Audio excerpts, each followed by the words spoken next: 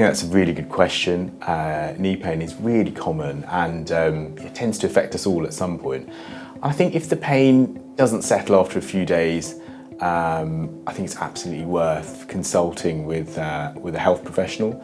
And a really good start is a consultant orthopaedic surgeon, someone with a specialist interest in knees, I guess someone like myself. The way to access someone like me, either on the NHS, is to go and see a GP first and let them know what's going on. And generally they can then send you on with a referral letter to a consultant, in the NHS hospital. If it's private care, then normally you can access us directly by contacting a member of our team or our secretary. The reason why I think it's important to see a specialist as soon as possible is because you really want to know what's wrong with your knee. You sort of need the diagnosis, and we can then help advise you on the things you can do, the things you can't do in the coming weeks, and when you might get better. And we can also tell you about what treatment might be needed, and that may be simple things like resting up, wearing knee support, avoiding certain activities, trying new exercises, new therapies like seeing a physiotherapy for a new exercise regime, or it might, in some rare instances, mean that you need surgery. And if you do need surgery, which would be really unfortunate, at least we've got the diagnosis early and we can give you sort of the best treatment as soon as possible, so you've got the best chance of having a great recovery. Wow, well that's such a big question. I could really talk for an incredibly long time on the number of causes of knee pain. But don't worry, I won't. I'll keep it reasonably brief for this video. Broadly speaking, you may have knee pain because you've injured your knee. So you may have injured it playing sport, or you may have had a fall. And it may be that you've fractured a bone or injured a ligament or some padding, like a bit of cartilage within the knee. So that's trauma. We normally call that traumatic injuries, and that's one category. The next main category is repetitive injury. So it may be that you're doing a lot at work, a lot on your feet, more than normal. It may be that you're quite sporty and you're training for something like a park run or a marathon. It may be that you haven't been active for a long time and you're trying to get active, and the new sort of exercises are causing your knee to ache. So that's all in the sort of box of repetitive strain injury, and that can often cause your knee to hurt. And the other main category might be because the knee joint itself is starting to wear out. And a bit like if we drive our cars for a long time and we need to replace the tyres or the brake pads, sometimes when we've been around for a long time and we've used our knees a lot, sometimes our knees can start to wear out. And that's often to do with age, but actually even younger people now are starting to get osteoarthritis or wear and tear in their knees. And that can be another cause of knee pain. And in particular with that, you might get knee pain, stiffness and swelling. So they're the main reasons, but the best thing to do would be to book an appointment, come down, we can go through your symptoms, we can examine you, get some investigations and work it out from there. But they're the main, in summary, they're kind of the main categories. So I think diagnosis is key. So what you need is you need to know what's caused your knee pain. So once you've seen your orthopaedic specialist and we've figured out what the cause is, we can then talk about what the treatments are. And for many of the treatments, you can absolutely start doing the treatment yourself, and essentially you can own the treatment and kind of be in charge of it and lead it. I think in particular for many causes of knee pain, a lot of the treatment involves sort of resting, modifying your activities, maybe having to wear a special knee support, and sort of looking after your diet and what you sort of take into your body. So you may be able to sort of take certain supplements that can help with your knee pain. You can also take certain medications that can help.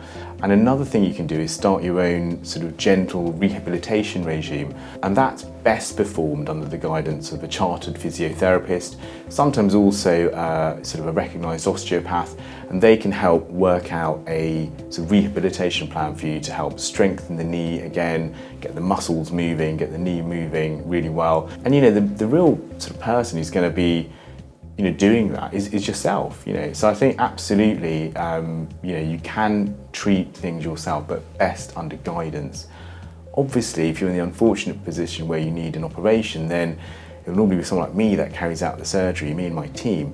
But again, after surgery, you're in charge of sort of getting yourself back to full fitness under the guidance of the physio. So absolutely, the key to successful treatment is a good surgeon, like a good physiotherapist, and of course a fantastic motivated patient, as I'm sure you are. So I think it's really important to see an orthopaedic consultant who specialises in knees as soon as possible, actually. And the reason I say that is because you really want to know what's wrong with your knees and what the treatment should be. And in most cases, actually, the treatment certainly doesn't involve surgery. It just often involves rest, altering your activities, time, simple painkillers, and often actually seeing another type of health professional who can help you back on your feet, which is a chartered physiotherapist. Osteopaths are also really good at getting you back or getting your knees back to where they should be without the need for surgery. But I think in general, the best starting point is seeing an orthopaedic specialist, because we can get that diagnosis early. How do we do that though? So we do that really by sort of talking to you and asking about how you've sort of injured your knee, finding out what the story is, what the mechanism of injury is, whether you've had any other problems with your knees or hips or other joints, whether you've got any family history of problems, what your diet's like, and just general health. We then examine your knee and sort of stress and strain all the ligaments and palpate and feel around the knee to see if we can work out which tissues may be inflamed or injured. And that's done very gently, it doesn't hurt, but it just gives us an idea of what's going on. We also examine your other joints, normally your hips and your lower back, because sometimes problems up there can mimic problems in the knee. And lastly, we'll generally send you for some tests or investigations, and they normally involve generally an X-ray of the knee and sometimes an MRI scan, which is a really good form of imaging the knee that's non-invasive and has no radiation. So that's why I think it's it's good for you to see your doctor early, so we can just set you on the right path, basically.